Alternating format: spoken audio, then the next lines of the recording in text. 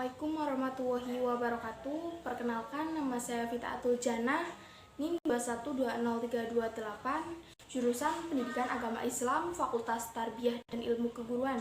Di sini saya akan memaparkan tentang rencana pelaksanaan pembelajaran dengan materi hak dan kewajiban warga negara. Teman-teman, kalian pasti tidak asing dengan kata-kata hak dan kewajiban. Ya, kata-kata itu sering muncul atau sering kita dengar secara lisan atau langsung maupun secara tertulis. Nah, pengertian dari hak warga negara adalah seperangkat hak yang melekat pada dalam diri manusia dalam kedudukannya sebagai anggota dari sebuah negara. Nah, sedangkan kewajiban adalah segala sesuatu yang harus dilaksanakan dengan penuh tanggung jawab. Kemudian, apa sih hubungan dari hak dan kewajiban? Hubungan antara hak dan kewajiban adalah hubungan kausalitas atau hubungan sebab akibat.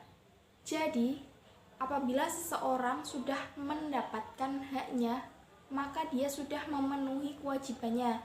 Contoh saja, seorang pegawai atau seorang pekerja akan mendapatkan hak upah gajinya apabila dia sudah memenuhi kewajibannya, yaitu bekerja dengan penuh tanggung jawab. Ada macam-macam jenis hak dan kewajiban, yaitu 1. Hak atas kewarganegaraan. 2. Hak atas kewajiban dalam bidang hukum dan pemerintahan. 3. Hak atas pekerjaan dan kehidupan yang layak bagi kemanusiaan. 4. Hak dan kewajiban bela negara. 5. Hak berserikat dan berkumpul. 6. Hak memeluk agama. 7. Hak dan kewajiban atas pendidikan. 8. Hak mengembangkan kebudayaan nasional. 9. Hak atas usaha perekonomian. Dan 10. Hak atas jaminan sosial. Ada 10 hak dan kewajiban. Kemudian selain pengertian dari hak dan kewajiban, ada juga pelanggaran hak. Pelanggaran hak adalah perbuatan baik disengaja maupun tidak disengaja, lalai, melawan hukum, mengurangi, menghalangi, atau mencabut hak seseorang sebagai warga negara dan akan dihukum secara adil berdasarkan hukum yang berlaku. Kenapa sih muncul adanya pelanggaran hak? 1. Rendahnya kesadaran berbangsa dan bernegara. 2. Sikap tidak toleran. 3. Sikap egois atau mementingkan diri sendiri. 4. Penyalahgunaan kekuasaan. 5. Ketidaktegasan aparat penegak hukum. Dan 6. Penyalahgunaan teknologi. Kemudian ada beberapa contoh kasus pelanggaran oleh negara terhadap warga negara.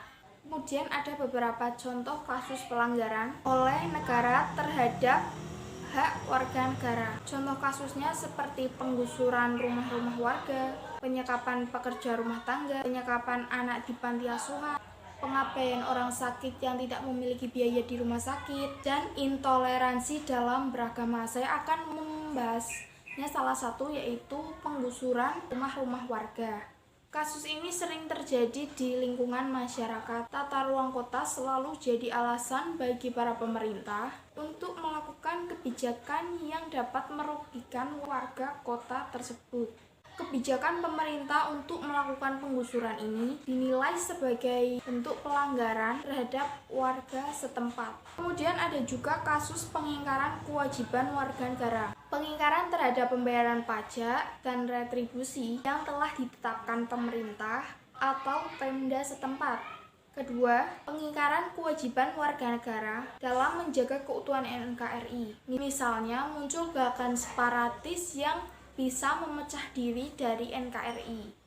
Ketiga, pengingkaran kewajiban warga negara terhadap keamanan dan ketahanan negara, seperti aksi terorisme yang beberapa kali terjadi di Indonesia. Ada juga contoh kasus pengingkaran kewajiban sebagai warga negara. 1.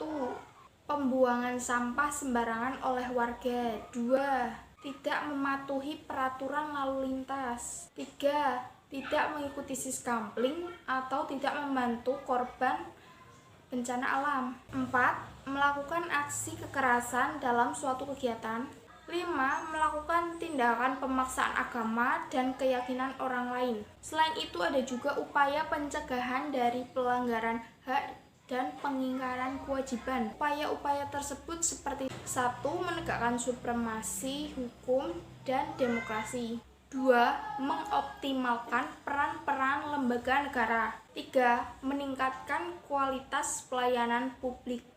4. Meningkatkan pengawasan. 5. Meningkatkan penyebaran prinsip-prinsip kesadaran bernegara. 6.